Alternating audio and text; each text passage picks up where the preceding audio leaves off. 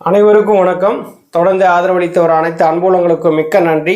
First time இந்த சேனலை நீங்கள் பார்க்குறீங்க அப்படின்னா சப்ஸ்கிரைப் பண்ணி பாருங்கள். வாங்க வீடியோக்குள்ளே போகலாம்.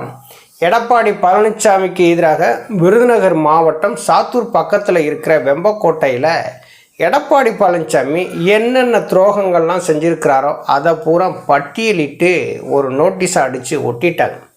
பரபரப்பு செய்தி அதுதான்.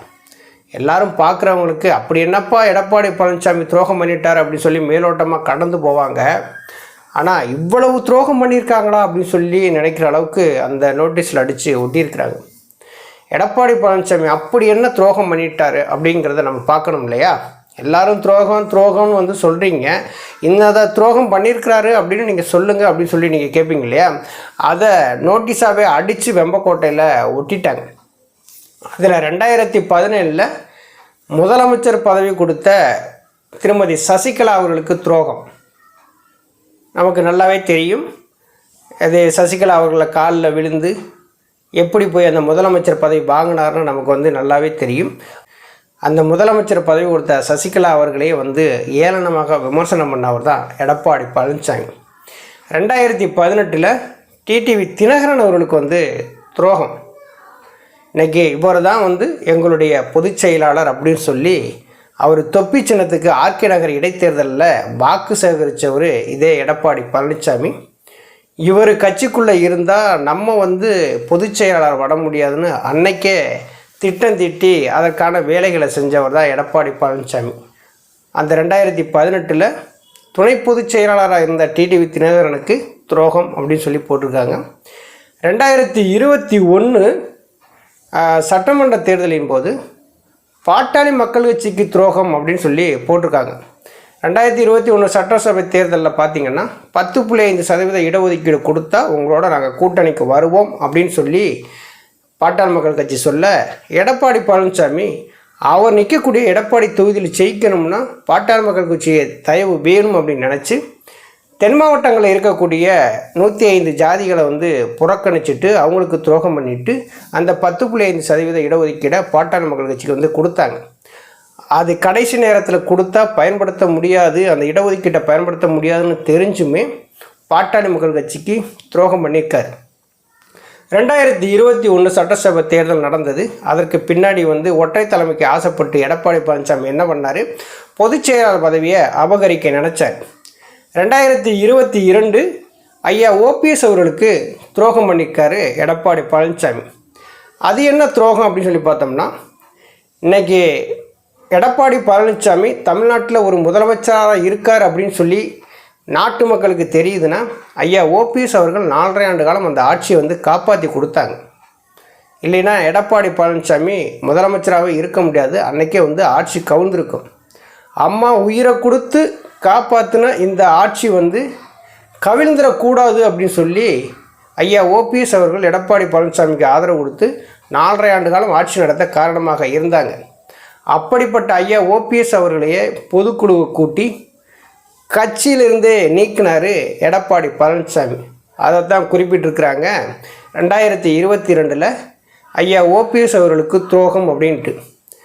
அதற்கடுத்து 2024 பாராளுமன்ற தேர்தலின் போது ராஜ்யசபா சீட்டு தர்றேன்னு சொல்லிட்டு தேமுதிகவுக்கு துரோகம் பண்ணிட்டாரு அப்படின்னு சொல்லி போட்டிருக்காங்க. அது எல்லாருக்கும் தெரிஞ்சது தானே. 2024 பாராளுமன்ற தேர்தலின் போது எடப்பாடி பழனிசாமியை நம்பி யாரும் கூட்டணிக்கு வரலை. யார் வந்தான்னா நடிகர் மன்சூர் அலிகான் வந்து வந்தார். அவரை வச்சு கூட்டணி பேச்சுவார்த்தையும் நடத்தினாங்க. கேபி முனுசாமி, திண்டுக்கல் சீனிவாசன்லாம் கூட்டணி பேச்சுவார்த்தை நடத்தினாங்க.